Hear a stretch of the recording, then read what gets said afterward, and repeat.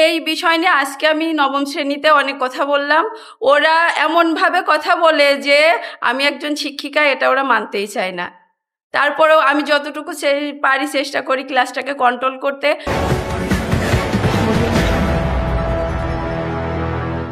আসসালামু আলাইকুম, আমি জগন্নাথপুর মাধ্যমিক বিদ্যালয়ের বাংলা শিক্ষিকা।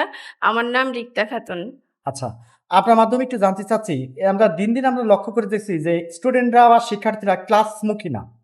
আসলে এর পেছনে কি আপনি একজন শিক্ষক হিসেবে কি আইডেন্টিফাই করেছেন? আসলে এখানে আমি যোগদান করছি ২ মাস।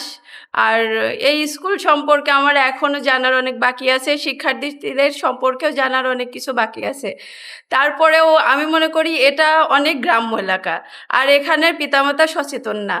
আর একমাত্র আমি এটাই কারণ দর্শাবো যে পিতামাতা সচেতন না এই এলাকার। আচ্ছা, আরেকটা কথা বলবেন যে আমরা লক্ষ্য করে যে প্রত্যেকটা শিক্ষার্থীর হাতে অ্যান্ড্রয়েড মোবাইল, টাচফোন। জি, জি। এটা যেটা ভয়ানকভাবে ক্ষতির দিকে আমরা আগাচ্ছি আরকি। এই অবশ্যই বিষয় নিয়ে আপনি কি বলবেন? এই বিষয় নিয়ে আজকে আমি নবম শ্রেণীতে অনেক কথা বললাম। ওরা এমনভাবে কথা বলে যে আমি একজন শিক্ষিকা, এটা ওরা মানতেই চায় না। তারপরেও আমি যতটুকু পারি চেষ্টা করি ক্লাসটাকে কন্ট্রোল করতে।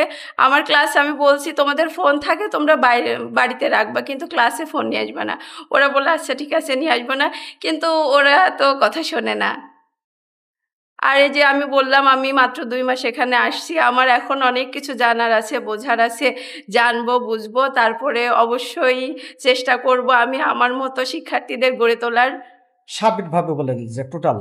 আসলে এই রাহুর গ্রাস থেকে আসলে কি মুক্তি আছে? অবশ্যই আমরাই পারবো। আমরা শিক্ষক, আমরা দেশ গড়ার হাতিয়ার। আমরা একটা ছাত্র গড়ার হাতিয়ার। অবশ্যই আমরা পারবো। চেষ্টা করলেই পারবো ইনশাআল্লাহ।